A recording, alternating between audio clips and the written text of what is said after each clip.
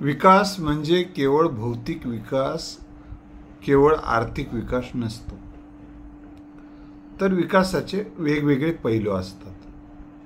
पण राजकारणामध्ये केवळ आर्थिक विकासाबद्दल आणि भौतिक विकासाबद्दल जास्त चर्चा होती. इतर विकासाचे पैलू दुर्लक्षित राहतात.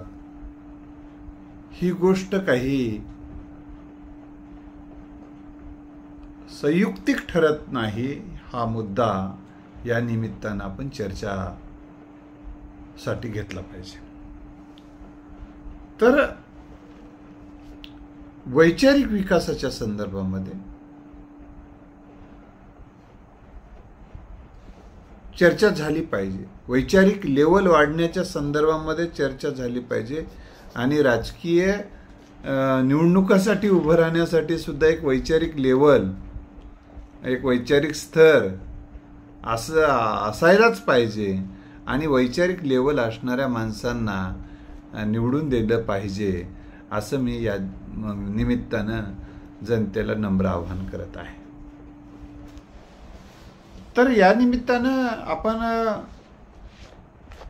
राजकीय व्यक्ती केवळ आर्थिक विकासाबद्दल बोलायला आणि भौतिक विकासाबद्दलच बोलायला नाहीये, तर विकासाच्या विविध पैलूवर बोलला पाहिजे. त्यातला एक पैलू म्हणजे वैचारिक विकास. हा एक महत्त्वाचा घटक या निमित्ताने चर्चा होणं गरजेचं आहे. परिवर्तनवादी विचार, मौलिक विचार म्हणजे स्वातंत्र्य, समता, बंधुत्व, न्यायासंबंधीचा विचार मांडणं आणि ते रुजवणं, यासाठी जर राजकीय पातळीवरून प्रयत्न गेल्या 75 वर्षामध्ये झाले असते, देशाला स्वातंत्र्य मिळून 75 वर्ष होऊन गेले, तर या दिशेनं काही एक प्रयत्न जर झाले असते तर समाजाचं वैचारिक लेवल खूप वाढलं असतं. परंतु खेदानं म्हणावं वाटतं, या दिशेनं फारसे प्रयत्न झालेले नाहीत. राजश्री शाहू महाराजांनी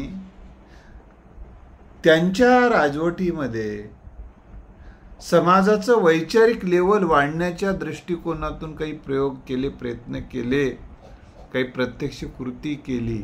अस्पृश्यता दूर करण्याचा प्रयत्न केला. अस्पृश्यता दूर करण्यासाठी कांबळे नावाच्या व्यक्तीला हॉटेल टाकून दिलं आणि त्या ठिकाणी ते स्वतः हॉटेलवर चहा पाण्याला गेले आणि त्यामुळे स्वतःचा लवाजमा जो सोबत होते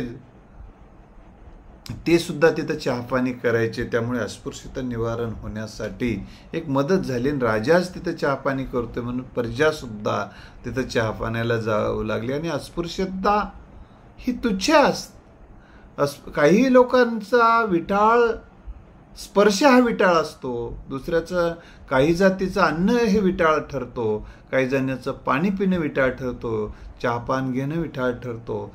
हा जो ज्यांच्या डोक्यामध्ये शेण भरलं होतं, अशा माणसांच्या डोक्यातून जे हे तुच्छतेचे विचार आले होते ते दूर करण्याचा प्रयत्न छत्रपती शाहू महाराजांनी आपल्या राजकीय धोरणाचा भाग म्हणून त्यांनी केलेला आहे. तो एक विकासाचा पैलू म्हणून त्याकडे पाहिले. महाराजांनी अनेक गोष्टी केलेल्या आहेत. परंतु आजच्या काळामध्ये असा समाजामधली जी अस्पृश्यता आहे, समाजामधला जो जातीयवाद आहे, समाजामधला जो कुळवाद आहे, कुळीनं मोठा, मी कुळीचा मोठा, ते कुळीनं मोठा, हे सगळे फालतू विषय आहेत. ज्याला ना विचाराचा बेस आहे, ना विज्ञानाचा बेस आहे,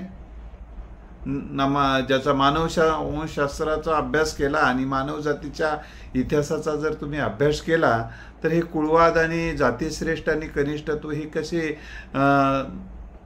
बोलणाऱ्या माणसाची वैचारिक लेवल किती खालच्या लेवलची आहे हे लक्षात येते. कारण मानव जातीचा इतिहास जर बघितला, हजारो वर्षी विवाह संस्था नसल्या कारणाने जसे आज प्राणी आपले अवलाद पैदा करतात तसा माणूस आपले अवलाद पैदा करत असल्यामुळे कुठलाच श्रेष्ठ जात आणि कुठलाच कुळ श्रेष्ठ नसतो. कुळ आणि जात लाखो वर्ष अस्तित्वातच नव्हती. हा मानवजातीचा इतिहास मुळातून जर आदिम काळापासून तपासला तर हे मुद्दे तुमच्या लक्षात येऊ शकतात. तर या संदर्भानं मांडणी करणारे राजकीय नेतृत्व पुढं येणं गरजेचं. कारण नेतृत्व म्हणजे समाजाचं होकायंत्र असतं आणि हे होकायंत्र तितकं दिशादर्शक असलं पाहिजे. जे होकायंत्र दिशाच दाखवत नाही त्याला होकायंत्र कसं म्हणता येईल.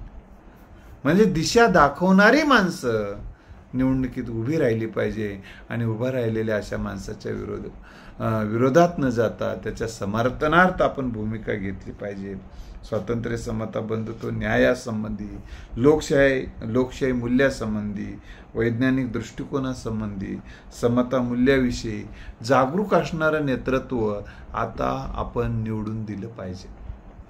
आहे त्या आता कुठून आणायचं हे एवढं जर नसेल तर आहे त्याच्यापेक्षा, जसं दगडापेक्षा वीट मऊ म्हणतात ना, तर तशा पद्धतीने जो कोणी या विचाराच्या दिशेनं आपली मांडणी करत असेल तर त्याच्या पाठीशी आपण उभं राहिलं पाहिजे. एवढं मला या निमित्तानं आपल्याला सांगायचं आहे.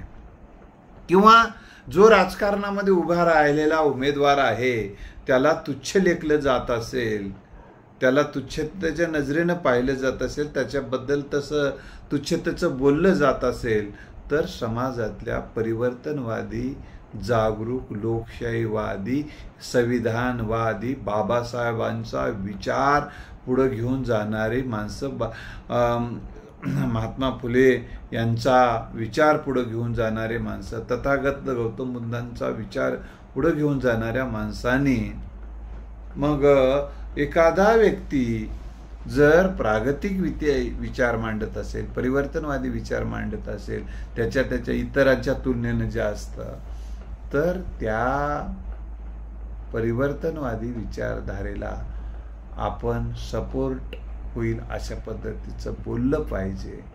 कदाचित तुम्हाला आचारसंहितेची भीती जर वाटत असेल तर नाव न घेता बोलायचं.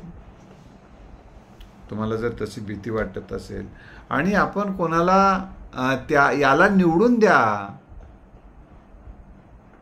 डायरेक्ट त्या व्यक्तीचं नाव या मतदान करा याला, आणि याला जर एखादे म्हणायला अडचण येत असेल तर नाव न घेता तुम्ही म्हणू शकता, तुम्हाला जर तशी अडचण येत असेल तर मित्र, मला या निमित्तानं आपल्याला एवढीच विनंती करायची आहे, तुम्ही आपल्या उपलब्ध पर्यायापैकी त्यातल्या त्यात निवडून येणाऱ्या बाबी, एखादा व्यक्ती निवडून येण्यासारखा आहे तर त्याच्याकडे आपल्याला समजा असं लक्षात आलं. आता मी तुम्हाला एक क्ल्यू देतो की एक उमेदवार रेसमध्ये असतात, 3 ते 4, विशेषतः 2 असतात जास्त वरच्या, 3 ते 4 लोक एखाद्या विशेष रेसमध्ये असतात. तसे ते निवडून येण्यासाठी प्रयत्नशील असतात. काही जण जसं परीक्षेला फॉर्म भरले की पुन्हा तिकडे बघून परीक्षेचा फॉर्म भरतात आणि तिकडे अभ्यासाच्या नावानं बोंबाबॉम्ब, तसं विकासाच्या नावानं, विचाराच्या नावानं ज्यांची बोंबाबॉम्ब आहे अशी माणसं काही निवडून येतही नाहीत आणि काही करतही नाहीत. ते फॉर्म टाकून देतात आणि कुठंतरी फिरत राहतात. काही जण फॉर्म टाकतात, काही किडीमिडी भेटली, थोडंसं काही भेटलं तरी मागं घेतात म्हणे, अशी चर्चा आहे. असो, तर मला या निमित्तानं आपल्याला सांगायचं आहे, जर त्या 3-4 व्यक्तीपैकी जर आपल्याला परिवर्तन विचाराला पूरक कोणतं आहे त्याला आपण मतदान केलं पाहिजे, त्याला आपण मतदान केलं पाहिजे. आणि मग ते काही जण म्हणतील की तो हा काही पक्ष सत्तेवर येणार नाही. ठीक आहे, येणार नाही ना, नाही येणार तरी, पण विरोधी पक्षात सुद्धा परिवर्तनवादी विचाराला अनुकूल डिकास्ट माणसं, विशेषतः ते सत्तेत गेले पाहिजे. जातीवादाचं समर्थन न करणारे माणसं, कुळवादाचं समर्थन न करणारे माणसं, लिंगभेदाचं समर्थन न करणारे माणसं, समता, स्वातंत्र्य, बंधुत्व, न्याय, लोकशाही मूल्यांचा बाजू घेणारी माणसं चं आपण समर्थन केलं पाहिजे. पण कुठल्याही सिच्युएशनमध्ये वारं बघून परिवर्तन, जास्तीत जास्त परिवर्तनवादी विचाराचा माणूस सत्तेत कसा जाईल यासाठी प्रयत्न आपण केला पाहिजे. मग तो विरोधी पक्षात जाणारा असू दे किंवा सत्तेत जाणारा असू दे, तर त्या ठिकाणी तिथली पोझिशन बघून आपण निर्णय घेतला पाहिजे. दुराग्रही काही कामाचा नाही. कारण समतावादी विचाराची माणसं, एखादा माणूस अजिबातच अतिशय निष्क्रियवादी असेल, त्यानं समतेचा पोषक आहे, परंतु त्यानं निवडणुकीमध्ये काहीच भूमिका घेत नाही, फॉर्म टाकलाय, निघून गेलाय कुठंतरी, त्या माणसाला त्याला काटकल लावून थोडंच नेतृत्व उभं करता येते असं नाही. तर ज्याला एक भूमिका आहे, जो एक भूमिका मांडतोय, तर भूमिकेसाठी तो जगतोय आणि विकासासाठी तो ध्यास घेतोय, रात्रंदिवस तो संपर्कात राहतोय लोकांच्या आणि लोकांची सेवा करण्यामध्ये त्याला आवड आहे आणि एक चांगले विचार मांडण्याची, कायद्याची जाण असणाऱ्या व्यक्तिमत्व जर असेल, नक्की मित्र, आणि समतेचा किमान थोडासा म्हणा, तिथले इतरांच्या तुलनेत थोडासा अधिक जरी असला तरी त्या अधिक परिवर्तनाला पूरक असणाऱ्याच्या पाठीशी आपण उभं राहण्याचा प्रयत्न करावा, एवढी या निमित्तानं आपल्याला विनंती मी करणार आहे. धन्यवाद.